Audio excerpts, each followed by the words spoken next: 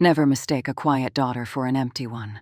Some women do not answer insults because their fathers already answered them in writing. My brother learned that lesson 10 feet away from our father's casket. He did not learn it gently. He learned it in a lawyer's conference room, under fluorescent lights, with our stepmother's face going pale beside him, and a real estate agent suddenly wishing she had never touched the listing.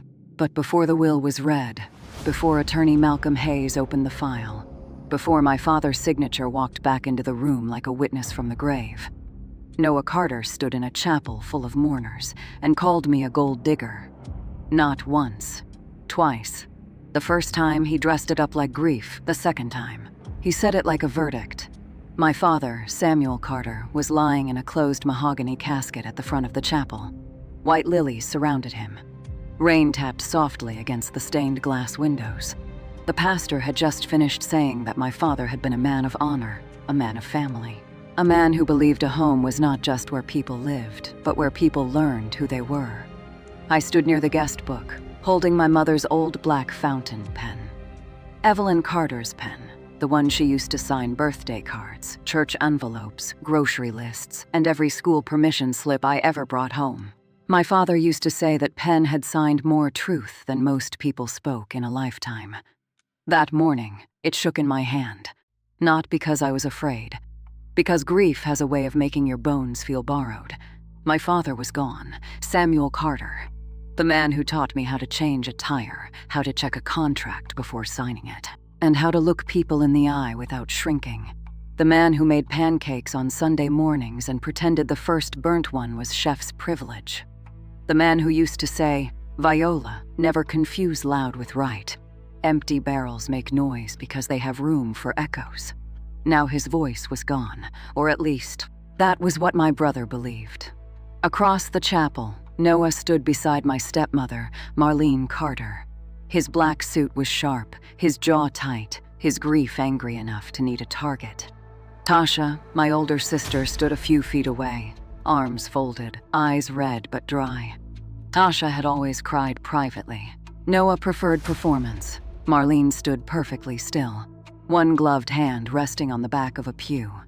She wore black lace, pearl earrings, and the kind of sadness that looked rehearsed from the front row.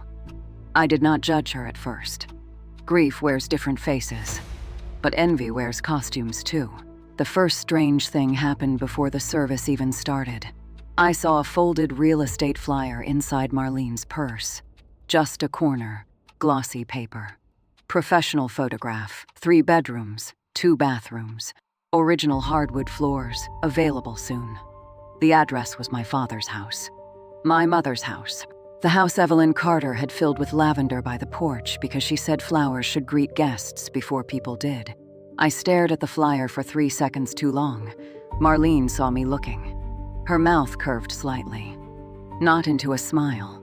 Into a warning pretending to be one. "Today is not the day, Viola," she whispered.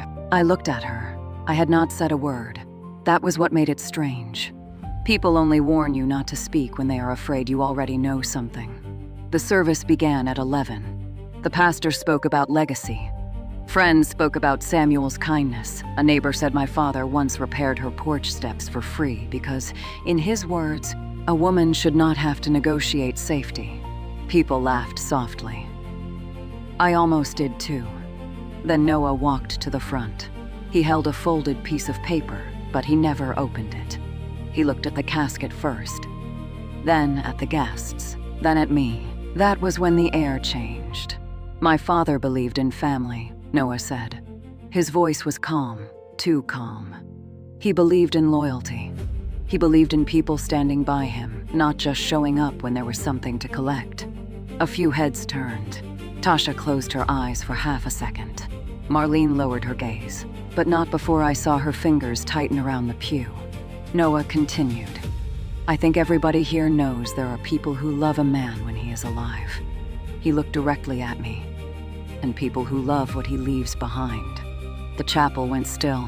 My fingers tightened around my mother's pen. Noah did not say my name. He did not have to.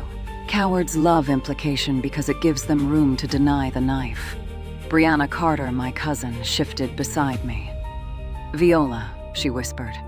I shook my head once. Not now. Not here. Not beside him. Noah folded the paper slowly, like he had just performed something noble. Then he said it. Dad worked too hard his whole life for gold diggers to come sniffing around his estate now. A woman in the second row gasped. Simone whispered, "Lord." My face burned, but I did not move. I did not defend myself. Not because there was nothing to say, because my father's casket deserved more respect than Noah's mouth. The pastor cleared his throat and stepped forward, but the damage had already entered the room.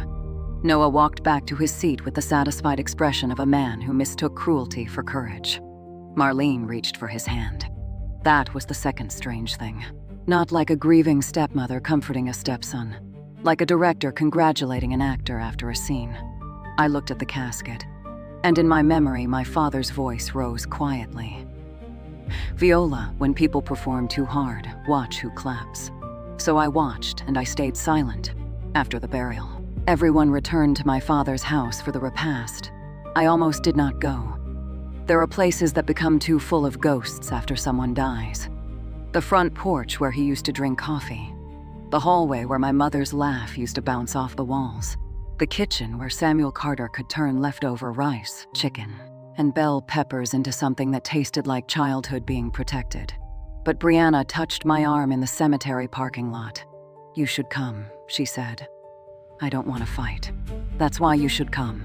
I looked at her. Brianna's face was calm, but her eyes had that Carter sharpness, the kind that could smile at you while measuring every lie in the room. She lowered her voice. "Something's wrong. I knew it too. I had known it before Noah stood at the pulpit. I had known it when Marlene warned me not to speak. I had known it when I saw my father's house folded inside her purse like a secret sale. The house was filled with food, flowers, and fake warmth. People moved through rooms carrying paper plates and sympathy, like two things they did not know where to put. Simone had placed framed photographs of my father on the mantel. Samuel holding a fishing rod. Samuel standing beside my mother. Samuel with me at my high school graduation. One hand on my shoulder. Pride all over his face, like sunlight. But one photo was missing. The picture of Evelyn Carter standing on the porch after she and my father bought the house. My mother in a yellow dress, one hand on her pregnant belly, the other holding a set of keys. That photo had been on the mantel for 26 years. Now it was gone. In its place was a picture from Marlene and Samuel's courthouse wedding. Marlene in ivory. My father smiling politely, not happily politely. I stared at the empty space where my mother used to be. Then I heard Marlene behind me. I had to make room. I turned. For what? For the present, she said. There it was. The kind of sentence that sounds harmless until you realize it is standing on someone's grave.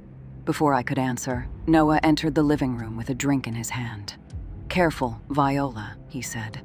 "You stare at the mantel long enough, you might find a way to claim that too." The room quieted. Again, that was the thing about Noah. He never embarrassed me in private when public was available. I looked at him. He smiled. "You got something to say?" I did. I had years of things to say. I wanted to ask him where he had been when Dad's blood pressure got worse and I was the one driving him to appointments. I wanted to ask him why he stopped answering calls after Samuel refused to sign his business loan. I wanted to ask him if gold diggers usually paid their father's property taxes twice when the family forgot. But grief was already sitting heavy in the room.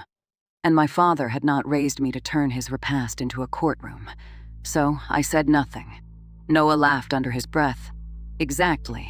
Tasha stepped between us. "Noah, stop." He turned on her. "No, I'm tired of pretending. She hasn't been around like that. Then suddenly Dad dies and here she is, looking at walls like she's calculating square footage." "That's not true," Brianna said. Noah looked at her. "Stay out of this." Brianna did not flinch. She was here. Noah's jaw tightened. Marlene moved closer. "Everyone is emotional," she said smoothly. "We should not argue today." Then she looked at me with soft eyes that did not reach her soul. "Viola, maybe you should give the family some space." The family. I almost smiled. There are sentences that tell you exactly where people buried the truth. I looked around the room, at my father's friends, at neighbors who remembered my mother, at cousins who had known me since I wore beads in my hair. And still, somehow, I had become the outsider in the house my mother helped build. I placed my paper plate on the coffee table. "You're right," I said. Noah blinked, surprised. Marlene's eyebrows lifted slightly. "I'll give the family space." I walked toward the hallway, but before I reached the front door, I stopped beside the small table near the entrance. The guest book lay open there. Beside it was a stack of sympathy cards, and under those cards was an envelope with my father's name, handwritten across the front. Samuel Carter. The handwriting was not Marlene's. It was my father's. My chest tightened. I did not pick it up. Not yet. I only noticed the corner.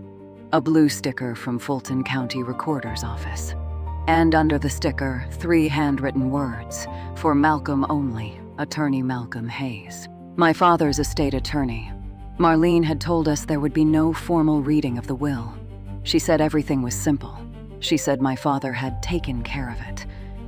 She said Malcolm Hayes would only handle paperwork, but my father did not write for Malcolm only on paperwork that did not matter. I walked out of the house without touching the envelope, but I carried the sight of it with me like a match under my tongue. That night, I sat in my apartment with my mother's pen on the table and my father's last voicemail playing through my phone. "Hey, baby girl. It's Dad. Nothing urgent. Just wanted to hear your voice. Call me when you can. And Viola." A pause, a small breath. "Don't let anybody rush you out of what your mother left standing." The voicemail ended. I played it again, then again. On the 4th time, I stopped crying. Something inside me went quiet, not peaceful. That was the night I stopped asking why my brother hated me enough to humiliate me at our father's funeral. I started asking what he was trying to hide. The next morning, I called attorney Malcolm Hayes. His assistant answered with the careful tone of someone already tired of a family they had never joined. "Hayes estate law. Samuel Carter's daughter." There was a pause. Then she said, "One moment, Miss Carter. Not which daughter, not let me check." One moment, that told me Malcolm knew my name. When he came on the line, his voice was low and measured. "Mr. Hayes, I was hoping you would call." My hand tightened around the phone. "Why?" "Because your father made me promise not to call you first." The room seemed to narrow. "What does that mean?" "It means Samuel wanted you to come to me when you were ready, not when the family forced you." Rainwater clung to the glass like the city had not finished grieving. "Is there a will?" "Yes." "Then why did Marlene say there wasn't a reading?" Malcolm exhaled. "She said that? Yes? And Noah?" He called me a gold digger in front of half the family. Malcolm went silent, not shocked, confirming. That was worse. Finally, he said, "Come to my office tomorrow at 10, bring identification, and Viola." "Yes, do not sign anything from Marlene. Do not agree to anything from Pamela Greer. And if anyone asks whether you have spoken to me, simply say you are grieving and not discussing legal matters." Pamela Greer, the real estate agent. So the flyer had a name now. I wrote it down, not because I needed to remember, because writing things down makes betrayal less emotional and more useful. After the call, I contacted Brianna. She answered on the 2nd ring. "Tell me you noticed the envelope," she said. I closed my eyes. "You saw it too. I saw Marlene move it after you left." "Where?" "Samuel's office." I sat forward. "How do you know?" "Because I followed her." That was why I loved Brianna. She was nosy in the way truth needs people to be nosy. She looked nervous, Brianna said. And Noah was with her. They were whispering about a buyer. "You know?" "Not yet, but I'm learning." The next morning, I went to Malcolm Hayes' office downtown. His building stood near Peachtree Street, all glass and stone and quiet elevators. The lobby smelled like polished wood and expensive coffee. Malcolm's office had frame degrees on the wall, a view of the city, and my father's file sitting closed on his desk. Malcolm Hayes was in his 60s, with silver hair, deep brown skin, and eyes that looked like they had watched too many families become animals after funerals. He stood when I entered. Your father trusted you, he said. No greeting, no small talk. Just that. My throat tightened. I hope so. He did more than hope. He gestured to the chair. I sat. Malcolm opened the file. There are several documents. Last will and testament, a codicil, a trust amendment, property deed history, letters of instruction, medical directive, funeral wishes. I stared at him. Marlene said he left everything to her. She would. The sentence landed quietly, like a door locking.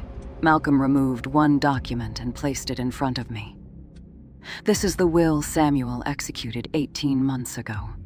I looked down. My father's signature sat at the bottom, strong, familiar. Alive in ink, Malcolm continued. The house was never solely his in the way Marlene has represented. I frowned. What does that mean? It means Evelyn Carter's name was attached to the original purchase. After her passing, Samuel maintained ownership. But the property history and a separate recorded agreement created specific protections. My mother, yes, he took out another page. This document was recorded with Fulton County years ago. Samuel and Evelyn intended the house to pass through the Carter bloodline unless all named heirs declined or sold by unanimous written agreement. I stared at the page. My mother's name was there, Evelyn Carter. My father's Samuel Carter. And beneath them, handwritten in blue ink, were 3 initials, VC. I could barely speak.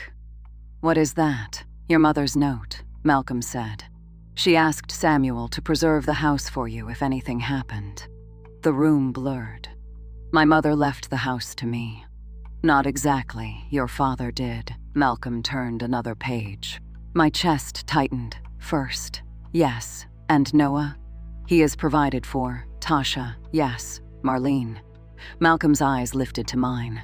She receives a defined amount from a separate account, household items specifically listed, and temporary occupancy rights for 90 days after probate notice. She does not receive authority to sell the house. I stopped breathing for a second. She's trying to sell it. I know. How? Pamela Greer contacted my office 2 weeks before your father died asking for confirmation of title clearance. 2 weeks before he died. My grief turned cold. She contacted you before the funeral, before the hospital released final records. Did my father know? Malcolm's mouth tightened. He suspected. The next file came out slowly. This is why he changed the order of the reading. What reading? The official family reading, scheduled for Friday. I sat back. Marlene said there wasn't one. There is, she was notified. Of course she was. That was why she wanted me out of the house. That was why Noah performed at the funeral. That was why the real estate flyer was already printed. They were not grieving. They were clearing the room before the truth arrived. Malcolm looked at me for a long moment. Viola, I need to ask you something. Did anyone pressure you to sign a waiver, quitclaim deed, estate consent, family settlement, document, or anything similar? Number good, they may try before Friday. He slid a folder toward me. These are copies. Do not share them yet. Let them talk. Why? Because people reveal intent when they believe the truth is absent. My father had chosen the right lawyer. Over the next 48 hours, the family became a theater of bad acting. Marlene called me that evening. Her voice was honey poured over broken glass. Viola, sweetheart, I know things got tense. I said nothing, she continued. Your father would not want conflict. That sentence always arrives when someone has already started the conflict and wants you to surrender quietly. I agree, I said. I think the best thing is for us to settle family matters privately. No lawyers making things complicated. No lawyers. A pause. Well, Malcolm is involved, of course, but he does not need to drag everyone through formalities. Formalities like a will. Another pause, shorter, sharper. Your father trusted me to handle things. I'm sure he trusted you with some things. Her tone changed. There is no need to be difficult. There it was, the first label. Difficult, a woman becomes difficult the moment she refuses to disappear politely. Marlene, I said. I'm not discussing legal matters tonight. Silence. Then she sighed. You always did know how to make things about you. I almost laughed. But I saved that too. After we hung up, Noah texted me, "Don't embarrass yourself Friday." Then another, "Dad knew who was really there for him." Then another, "You showing up for money after ignoring him is nasty." I took screenshots. Not because the texts hurt, because they helped. On Thursday afternoon, Brianna called me from her car. "You need to hear this." Her voice was low. "What happened?" Pamela Greer came by. The real estate agent. Yes, she brought paperwork. My grip tightened. What kind? Listing agreement, seller disclosures, something about Elliot Pierce being ready to move fast. Did Marlene sign? Tasha asked if the estate was cleared. Marlene said the lawyer was handling formalities, and the sale was basically approved. I closed my eyes, Tasha. That meant my sister was not fully inside the lie. "Then what?" I asked. Noah told Tasha not to be naive. Said you were probably trying to block the sale because you wanted the house for yourself. Of course, greed always accuses the mirror first. Did Pamela say anything? She looked uncomfortable. I think she knows it's messy. Did you record? Brianna paused. Voice memo. I smiled for the first time in 3 days. Cousin, what? You were raised correctly. By Friday morning, the emotional weather in my family had turned violent. Not loud. Violence is not always volume. Sometimes it is a group chat where everyone pretends not to see the lie. Sometimes it is relatives saying, "Just let Marlene handle it," because truth feels inconvenient after a funeral. Sometimes it is your brother calling you greedy for wanting answers about a house where your mother's fingerprints still lived in the walls. The will reading was scheduled for 2 p.m. at Malcolm Hayes' office. I arrived at 1942, not early, prepared. I wore a black dress, low heels, and my mother's silver earrings. In my purse were printed screenshots, copies of my father's voicemail transcript, Brianna's notes, and the pen Evelyn had left me. The waiting room smelled like lemon polish.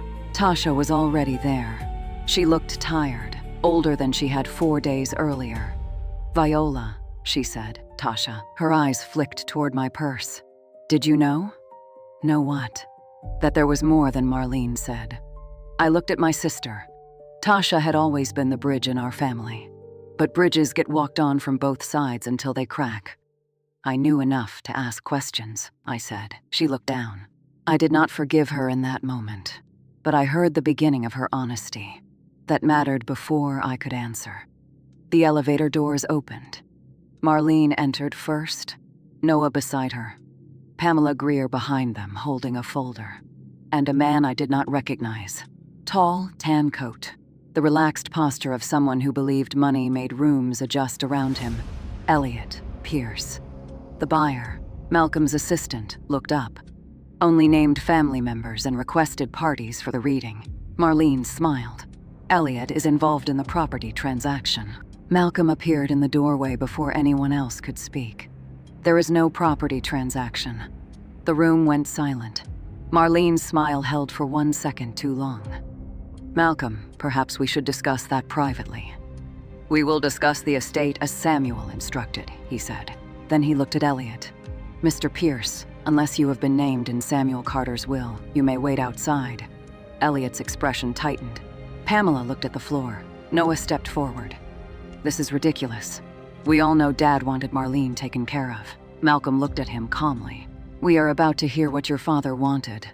Noah's eyes flicked to me. "You enjoying this?" I said nothing. He laughed without humor. "Of course you are. This is what you wanted, right? The big dramatic moment. Poor Viola finally gets paid." Tasha whispered, "Noah." He ignored her. "I said what I said at the funeral and I'll say it again. You're a gold digger." There it was. The second time, louder, cleaner, right in the lawyer's office. Beside the file my father had left behind. The room paused around the insult. Pamela inhaled sharply. Marlene did not correct him. Brianna, who had arrived behind me without a sound, muttered, "Idiot." Noah heard her. "What?" She smiled sweetly. "Nothing, continue." He did, because arrogance hates silence. It always tries to fill it. "You barely came around," Noah said. "Now you're here acting like some rightful heir because Dad felt sorry for you." I looked at him then. "Really looked?" Not at my brother from childhood. Not the boy who once cried when our dog died. Not the teenager who used to ask me to help him write essays. I looked at the man standing in front of me, using our father's death as a microphone for resentment. And I realized something. Noah did not think I was a gold digger. He needed everyone else to think it before Malcolm opened the folder. That was not anger. That was preemptive defense. Malcolm stepped aside. We entered in silence. The table was long, dark, and polished. At the center sat a pitcher of water, glasses, and a stack of documents arranged with terrifying neatness. Marlene sat at the head of the table without being invited. Malcolm noticed. He did not correct her. He sat at the opposite end. That was when I knew he was letting the room reveal itself. Tasha sat beside me. Brianna sat near the wall with a notebook. Noah sat beside Marlene, arms crossed. Pamela Greer sat near the door, looking like she wished she had chosen another career. Elliot Pierce had been told to wait outside, but through the glass wall I could see him pacing. Malcolm turned on a small recorder. For the record, this is the estate reading and preliminary probate conference for Samuel Carter, deceased, held at Hayes Estate Law in Atlanta, Georgia. Present are Marlene Carter, surviving spouse, Viola Carter, daughter, Noah Carter. Tasha Carter, daughter, Brianna Carter, witness at request of Viola Carter, and with family consent, Pamela Greer, real estate agent invited by Marlene Carter, but not a beneficiary. Marlene stiffened. Is that necessary? Yes, Malcolm said. He opened the folder. As instructed by Samuel Carter, I will read the relevant portions in the order he specified. Noah scoffed. Order he specified. Malcolm looked up. Yes, your father was particular. That sentence almost broke me, because he was. Samuel Carter alphabetized spices and said chaos entered through small doors. Malcolm adjusted his glasses. Article 1, Declaration of Family and Intent. He read my father's words, not all of them, enough. My father wrote that he loved his children, that grief should not become greed, that his home was not just an asset, but the last standing physical memory of his life with Evelyn Carter. Marlene looked at the table. Noah shifted. Then Malcolm reached the line that changed the room. Before any distribution is discussed, I direct my attorney to read first the name of the person entrusted with the preservation, legal review, and first decision rights regarding the Carter family residence. He paused. Noah smirked. Marlene's hands folded. Malcolm continued. That person is my daughter, Viola Evelyn Carter. The room did not explode. It emptied. That is the only way I can describe it. Like all the oxygen had been pulled through the vents, Noah's face changed first. Confusion, then disbelief. Then anger searching for a sentence. Marlene's expression did not move, but her fingers tightened around each other until her knuckles paled. Tasha turned toward me slowly. Pamela Greer looked up. Brianna wrote something in her notebook. Probably, boom. Malcolm kept reading. I name Viola first, not because I love my other children less, but because she understood what this house meant before anyone discussed what it was worth. My eyes burned. I looked down at my hands. My mother's ring was not there, but for a moment, I felt her hand over mine. Malcolm continued. Viola drove me to appointments without posting about sacrifice. Viola paid property taxes when I was recovering and refused repayment until I insisted. Viola preserved Evelyn's garden when others called it old weeds. Viola knows the difference between inheritance and memory. Noah stood. This is fake. Malcolm did not blink. Sit down. You expect us to believe Dad wrote that. Yes, number she got to him. There it was again. A man hearing the truth and calling it manipulation because accountability sounded too expensive. Malcolm opened another folder. I anticipated that concern because Samuel anticipated that concern. Marlene's head lifted. Malcolm removed 3 pages. Attached are notarized execution records, video confirmation, physician competency letter, and 2 witness affidavits. Noah's voice dropped. Video. Malcolm turned the conference screen toward the table. He clicked once. My father appeared on the screen, alive, thinner, tired. Samuel Carter sat in Malcolm's office. wearing a navy sweater I had bought him 2 Christmases ago.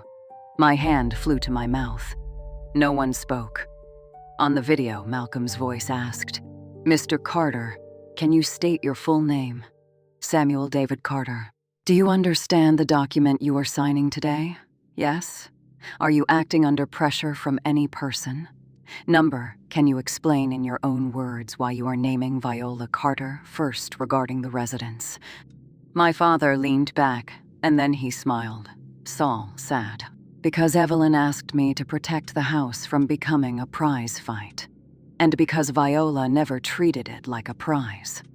The room blurred again. My father continued. "Noah will think this means I chose against him. I didn't. I chose against confusion. Marlene will be taken care of as my wife. Tasha will receive what I set aside. Noah will receive what I set aside. But the house," he paused. "The house remembers Evelyn, and Viola remembers the house." Marlene whispered, "Samuel." But the video did not care. The past had arrived with receipts. My father looked into the camera. "If anybody calls my daughter greedy for respecting her mother's memory, let this recording correct them when I cannot." Noah sat down. Not because he wanted to. Because his knees had lost the argument. Malcolm paused the video. Silence. Not funeral silence. Courtroom silence, the kind that waits for somebody to confess without being asked. Marlene spoke first. I never knew he felt that way. Malcolm turned to her. "That is interesting." Her eyes narrowed. Meaning Samuel gave you a copy of the spousal provision summary 8 months ago. He removed another document, signed acknowledgement. Marlene's face went still. Noah looked at her. "You signed." She did not answer. Malcolm continued, calm as winter. "Furthermore, Miss Greer contacted my office regarding title clearance before Samuel's death. I informed her no sale could proceed without estate authorization and beneficiary review." Pamela swallowed. "That's true." Marlene turned toward her. "Pamela." But Pamela had the survival instincts of a woman who understood that fraud does not pay commission after discovery. "I told Mrs. Carter we needed legal confirmation," Pamela said. "She said it was handled." Malcolm looked at Marlene. Handled by whom? Marlene's lips parted. No sound came. Noah stared at her. "What did you do?" She turned on him softly. "Noah, not now. That was when I opened my purse. Not dramatically, just enough. I placed my printed screenshots on the table. Noah's texts, Marlene's call log, Brianna's notes. Then Brianna placed her phone beside them. "I have a voice memo," she said. Marlene's eyes snapped to her. "You recorded me." Brianna shrugged. "You were in the living room. I was in the living room. Common sense has ears." Malcolm raised a hand. "We will determine admissibility if needed. For now, Miss Greer's statement and the estate documents are sufficient." Noah looked at me for the first time all week. He did not look angry. He looked exposed. There is a difference. Anger looks for a fight. Exposure looks for an exit. "You set this up." I finally spoke. "No, Noah. Dad did." His mouth opened, closed, then opened again. "You let me say all that." I looked at him. "You chose to say all that." The sentence landed harder than I expected, because the truth does not need volume when it has aim. Malcolm continued reading. "The house would not be sold unless I approved after a full title review and family waiting period. Marlene had 90 days of occupancy, but no authority to list or transfer. Noah would receive a defined cash distribution from an investment account. Tasha would receive the same. Marlene would receive spousal funds, certain personal property, and insurance proceeds already designated. Brianna was named as a witness contact for household inventory because my father trusted her to notice what others move. Brianna smiled through tears. Then came the final letter. Malcolm looked at me. Samuel asked that this be read only if conflict arose before or during the reading. I glanced at Noah, at Marlene, at Pamela, at the folder on the table.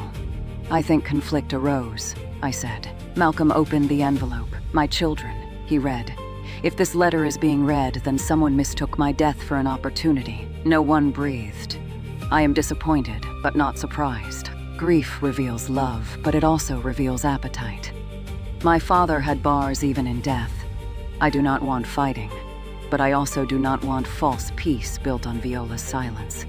She has been quiet in this family too many times because she believed dignity meant absorbing what others threw. My throat tightened. She gets that from Evelyn, but even Evelyn had limits. Marlene looked away. I ask each of you to remember this. A house is wood, brick, and money to people who never loved inside it. But to those who did, it is testimony. Do not sell testimony to cover envy. That was the moment Marlene broke. Not loudly, not with tears, with a laugh. A tiny laugh that slipped out like a crack in porcelain. "You all act like I stole something," she said. Noah turned to her. She glared. I was his wife, and Evelyn was his. Tasha said quietly. Everyone turned. Tasha's face was pale, but her voice was steady. "That house was never just yours, Marlene." Marlene's eyes hardened. "You always let Viola make you feel guilty." Tasha said, "I let you make me quiet." There it was, the subplot standing up. Tasha reached into her purse and removed a folded paper. "I found this in Dad's kitchen drawer after the funeral." Marlene's face changed, just slightly, but enough. Tasha handed it to Malcolm. He unfolded it. His brows lowered. "What is this?" "A copy of a letter Dad wrote to Celia Warren at Fulton County Recorder's office," Tasha said. "He was asking why someone requested deed information 3 times in 1 month. Celia Warren." The clerk, another name pulled from the shadows. Malcolm read silently, then looked at Marlene. "Did you request deed records?" Marlene lifted her chin. "I had every right to understand my husband's property. Before his death?" Malcolm asked. "I was preparing for grief." I asked. She looked at me then. Really looked, and there was no softness left. "You think you're better than me because Samuel loved your mother first." "No," I said. "I think you hated that he never stopped." The room froze. Marlene's eyes shone, not with grief, with resentment finally stripped of manners. "You have no idea what it is like," she said. "Living in a house where a dead woman still has more power than you."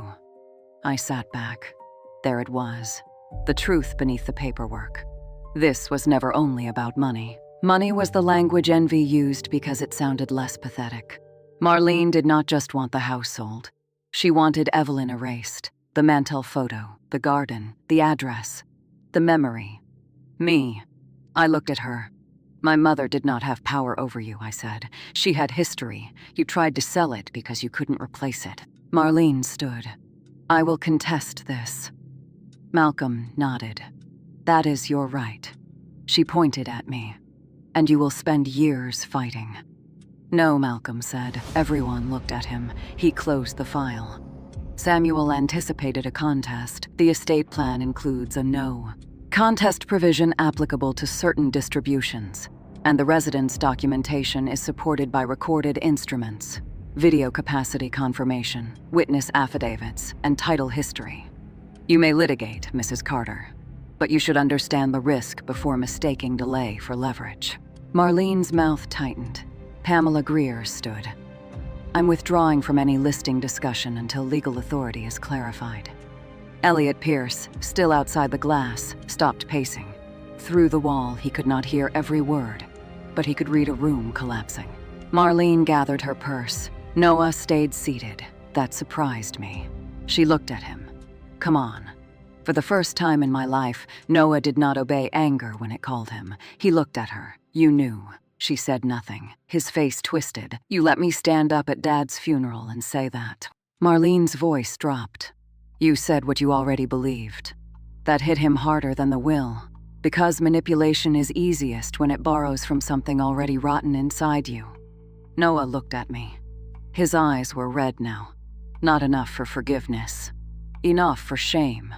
"Viola," I raised a hand. He nodded once, small, broken. "Good. Some apologies should have to walk home before they speak." Marlene left the conference room alone. Pamela followed quickly. Elliot Pierce disappeared before anyone invited him to be embarrassed officially. For a long moment, only the Carters remained. Me, Tasha, Noah, Brianna, and my father's words on the table. Malcolm turned off the recorder. The house is protected for now, he said. There will be probate steps, notices, filings, and inventory work, but the attempted sale cannot proceed. I nodded. Thank you. He looked at me with something like kindness. Your father was very clear. After the meeting, I stood outside the building under a sky that had finally stopped raining. Atlanta traffic moved around us. Life continues, disrespectfully normal. Tasha hugged me first. It was stiff at the beginning, then real. I'm sorry, she whispered. I closed my eyes. I know. I should have defended you at the funeral. Yes, I said. She pulled back, tears in her eyes. I did not soften the truth. Love without honesty is just decoration. Noah stood a few feet away, hands in his pockets, looking like a boy who had broken something, and finally realized it belonged to him too. I was wrong, he said. I looked at him. You were cruel. He swallowed. Yes, and you were loud because you thought loud would become true. His eyes dropped. Yes, I let the silence sit. Not to punish him, to teach him that some words do not disappear just because regret arrives late. Then I said, Dad heard more than you thought, saw more than you thought, wrote more than you thought. Noah wiped his face with his palm. I thought he forgot me. That sentence changed the shape of him. Not enough to excuse him, but enough to explain the wound. I sighed. He didn't forget you, Noah. But you confused not being first with not being loved. He nodded slowly. Brianna whispered, that part. A week later, Malcolm filed the necessary notices. Pamela Greer sent a formal withdrawal email.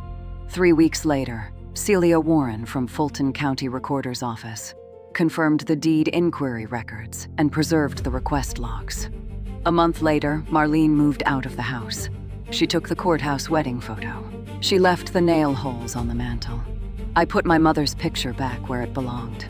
Evelyn Carter in her yellow dress, one hand on her pregnant belly, one hand holding the keys. The lavender by the porch had grown wild, tangled with weeds and stubborn roots. I spent an entire Saturday clearing it. Tasha came by with gloves, then Brianna. Then, near sunset, Noah showed up with mulch and a quiet face. I did not hug him. I pointed to the side bed. Weeds are over there, he nodded.